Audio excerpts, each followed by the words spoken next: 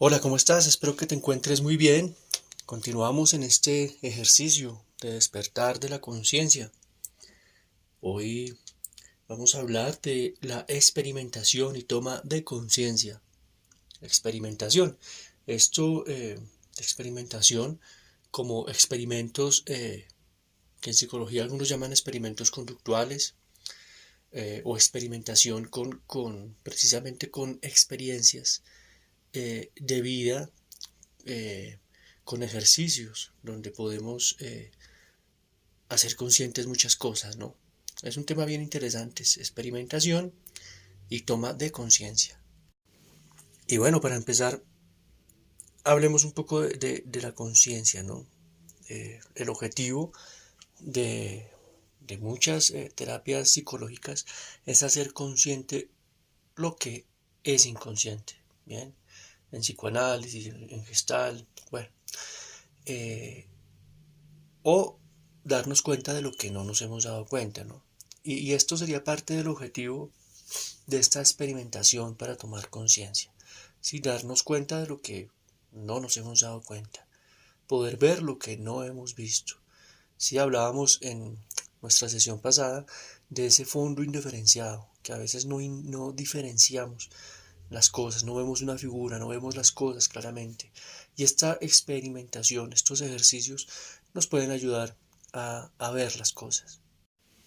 Y claro, ver las cosas en ese continuo o en ese continuum, eh, porque la conciencia o las cosas no ocurren solamente en un momento determinado y ya, están aconteciendo todo el tiempo y pues nuestra conciencia también está funcionando todo el tiempo y pues lo interesante es podernos darnos cuenta de lo que ocurre, ¿no?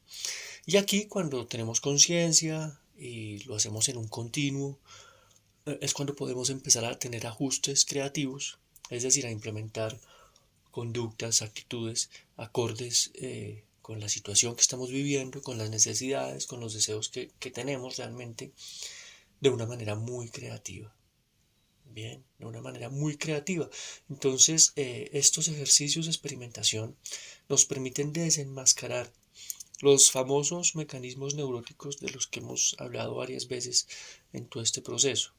Bien, esos mecanismos neuróticos como son la introyección, la confluencia, la retroflexión, la proyección, el egotismo, bien, que está en nuestros primeros módulos o sesiones de este proceso de despertar de conciencia. Igual lo puedes investigar y profundizar por tu parte, es un tema muy interesante y si te gusta todo este tema de desarrollo personal, de psicología, te invito a que lo hagas. Vas a encontrar cosas muy interesantes. Hay un autor llamado Moreno, Jacob Levi Moreno, que trabajaba con algo llamado el psicodrama, ¿sí? Creó el psicodrama y por medio de esta técnica se podría hacer este tipo de experimentación, ¿sí? Donde podríamos tomar conciencia y darnos cuenta de las cosas, ¿no? Este psicodrama se podía trabajar individualmente o con la familia o grupalmente y todo esto es una combinación entre técnicas de teatro, de sociología, de psicología. Y lo interesante es poder actuar acontecimientos relevantes de la vida, no solamente hablar de ellos, sino actuarlos. Y cuando actuamos esos acontecimientos relevantes de la vida, hacemos contacto con emociones, expresamos cosas, nos desbloqueamos, vemos las cosas desde diferentes perspectivas, bueno, nos damos cuenta de los diferentes roles que asumimos en diferentes situaciones, que esto es algo que en lo que Jacob Levi Moreno hace mucho énfasis, ¿no? En cómo organizamos todo nuestro sistema de acuerdo a una situación, ¿no? Cuando asumimos un rol, nuestro sistema de pensamientos, de comportamientos, de actitudes, eh, eh, asumimos roles distintos y todo esto significa una organización distinta, pero también hay que ver qué tan funcionales pueden ser esos roles y por qué no cambiar al rol de otros individuos, de otras personas, para poder ver las cosas desde otro punto de vista y entender y comprender. Y bueno, en general, esta experimentación nos ayuda a tomar conciencia porque trabajamos mucho con la frontera del contacto, ¿no? Esa frontera del contacto, acordémonos del precontacto, contacto, postcontacto. Trabajamos mucho con eso, ¿no? Y nos podemos dar cuenta de esos trastornos que existen allí en este proceso y que no nos dejan fluir, que nos bloquean, que, que, que no nos dejan estar en ese continuo de conciencia. Entonces, realmente eso es lo importante. El ejercicio, la técnica como tal, puede ser intercambiable, puede ser creada inclusive por un buen terapeuta, eh, pero lo importante es esto, ¿no? Empezar a trabajar con esta frontera de contacto, desenmascarar estos mecanismos neuróticos, ver cuáles son los trastornos de esta frontera de contacto para desbloquearnos. Bien, y en estos ejercicios entonces exploramos continuamente la novedad, lo novedoso, lo novedoso. Eh, yo por lo menos como terapeuta siempre motivo a las personas a que hagan cosas nuevas, cosas distintas, a que exploren diferentes situaciones, contextos, lugares, grupos humanos, eh, eh, que se redefinan, que se redescubran, porque esta es una frontera de contacto bien interesante, bien interesante, donde podemos identificar estos trastornos de frontera de contacto, donde podemos empezar a desbloquearnos, bien, y allí, en esas novedades, en esas situaciones diferentes, empieza a emerger la conciencia. Muchas veces cuando estamos en una situación nueva, entramos en una crisis y lo que hacemos es escapar, evadir, volver a lo de siempre. Tal vez no es una buena idea, porque si hubiéramos enfrentado esta nueva situación, si hubiéramos estado allí un poquito más, de pronto nos hubiéramos desbloqueado y nos hubiéramos dado cuenta de muchas más cosas. Y cuando hacemos ese contacto con lo nuevo, que como lo mencionaba en algún módulo anterior, lo nuevo también es el otro, ¿no? El otro, esa otra persona nueva, ese otro grupo de personas nuevas. Cuando hacemos contacto con esto, identificamos nuestro sistema actual y el sistema actual del entorno. Y de acuerdo a eso, eh, identificamos nuestras necesidades y posibilidades y actuamos en ese ajuste creativo. Vuelvo y repito que es súper interesante eh, aprenderlo a usar, aprenderlo a ejecutar e implementarlo continuamente en la vida, porque la vida realmente está cambiando todo el tiempo. Estamos cambiando todo el tiempo. Uno quisiera vivir como en una estabilidad por una cuestión biológica de supervivencia, estar siempre como en lo mismo, algo repetitivo, pero finalmente lo repetitivo no nos ayuda a crecer. Finalmente lo repetitivo no nos ayuda a evolucionar. Y podemos perder conciencia, podemos volvernos muy autómatas, muy esquematizados, y esto no es bueno para la salud mental. Y en todo este proceso de experimentación y toma de conciencia, pues vamos siendo un poco más conscientes de nuestras fluctuaciones emocionales. Estamos siendo un poco más conscientes de eso. Nos damos cuenta. Y de nuestros pensamientos también. ¿Sí? Las fluctuaciones, los cambios emocionales y nuestros pensamientos y también cómo vamos cambiando de pensamientos, de percepciones, cómo nos surgen nuevas ideas. Y aquí en este punto algo bien importante es poder expresar, poder comentar eh, eso que sentimos y eso que pensamos con nuestras palabras. No algo técnico sacado de un texto académico o aprendido de del mismo terapeuta, sino con nuestras palabras poder expresar qué sentimos, qué pensamos y asumir eso, ¿no? El que lo piensa soy yo, el que lo siente soy yo, no es otras personas o el mundo, no soy yo, estoy sintiendo esto, estoy pensando esto. Y esto terapéuticamente es un avance muy importante. Muchas veces en esta experimentación y toma de conciencia lo que se hace es una réplica de la experiencia del sujeto. Por ejemplo, alguna experiencia del sujeto que no haya sido resuelta o que sea confusa o que haya sido dolorosa o que haya sido, no sé, interesante para trabajar. Lo replicamos, ¿sí? Lo actuamos. lo revivimos. eh, y vuelvo y repito, es muy diferente actuarlo, experimentarlo, que simplemente hablarlo. Y bueno, aquí surge el famoso ejercicio de juego de roles que no se utiliza solamente en terapia gestal, sino en muchas técnicas terapéuticas.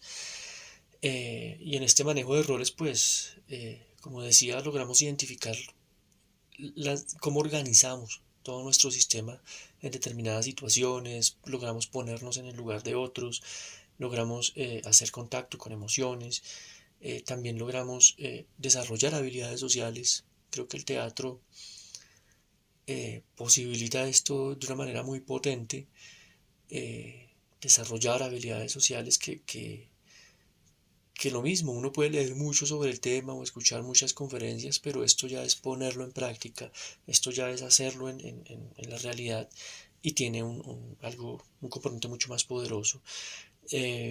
Está también en este juego de roles, se podría incluir el famoso ejercicio de la silla vacía, que realmente tiene mucho que ver con ese cambio de roles, con hablar con diferentes personas y que ya no están, por ejemplo, o con las que ya no es tan conveniente hablarlo, pero hablar con esa persona, cambiar de rol, ¿sí? Si yo digo que voy a hablar con mi padre, por ejemplo, y después me pongo en la silla, en la otra silla y yo soy el padre y me contesto y hago este ejercicio hasta encontrar eh, nuevas formas, cosas que no me había dado cuenta, hasta ser consciente de muchas cosas de las que no era consciente, hasta poder ver las cosas desde otra perspectiva, ¿no? Y esto se puede hacer no solo con personas, sino con situaciones, con sensaciones, y voy a hablar con mi depresión, por ejemplo, voy a hablar con mi ansiedad, y mi ansiedad también me habla, ¿no? O con mi órgano enfermo, como lo veíamos en algún módulo anterior. Eh, Todo esto puede ser muy interesante, ¿no? Eh, Sobre todo porque en la experimentación y para esta toma de conciencia, cuando hacemos una expresión corporal, en esa expresión corporal pues liberamos tensiones musculares. Hemos hablado en otros módulos de cómo la neurosis no es algo solamente abstracto, teórico, conceptual, sino que es algo que se vive realmente en el cuerpo, cuando se generan esas tensiones musculares, esa coraza caracterológica de la que hablaba Wilhelm Reich y que asume también Fritz Perls y toda la terapia gestal. eh, Cuando logramos soltar el cuerpo, soltamos esas tensiones musculares, ¿bien? Y bueno, no solamente con el teatro, ¿no? También hay ejercicios de danza, la famosa biodanza, que también sería muy interesante investigarlo, a partir de la cual pues se sueltan todas estas tensiones musculares, logramos expresar, logramos hacer contacto con nosotros mismos y logramos ser creativos, tanto en el teatro como en la danza, ¿no? Ser creativos, expresar de formas nuevas, hacer cosas nuevas y esto es algo que hay que rescatar en el ser humano porque considero que es algo que en el sistema educativo, no solamente en colegio, en universidad, sino en la misma familia se castiga, se prohíbe, se cohíbe y es algo que nos ha hecho mucho daño como sociedad, como individuos. Y en medio de todos estos ejercicios de experimentación y toma de conciencia, podemos empezar a hacer esa confrontación, ¿sí? Con el entorno total o parcial, con nuestros pensamientos, con nuestras emociones, empezar a confrontarnos y a encontrar esa falta de lógica, esa incoherencia que puede haber en muchos discursos, en muchas situaciones, esa falta de lógica eh, y cambiar, lógicamente. Todo esto nos tiene que llevar a tomar decisiones importantes en nuestra vida. Y bueno, no puedo pasar por aquí sin hacer énfasis en algo que es muy importante y es aprender a diferenciar la metodología con la técnica. Bien, mucha gente piensa que la terapia gestal es hacer silla vacía o juego de roles o hacer de mimos. Bueno, estos son técnicas, pero detrás de eso hay algo más importante que es el saber para qué se hace, cuál es el sentido de todo esto, ¿no? ¿Cuál es la metodología importante que rige esto? ¿Cuál es el marco teórico que nos dice por qué hacer esto? eh, y por qué no hacerlo? Es decir, no es la técnica como tal. Bien, la técnica como tal inclusive puede ser usada en otras situaciones que no tengan nada que ver con psicología o terapia gestal, eh, como juegos, no sé, o mismos ejercicios de artistas, así como el teatro o la danza, eh, o la pintura, bueno, las artes plásticas.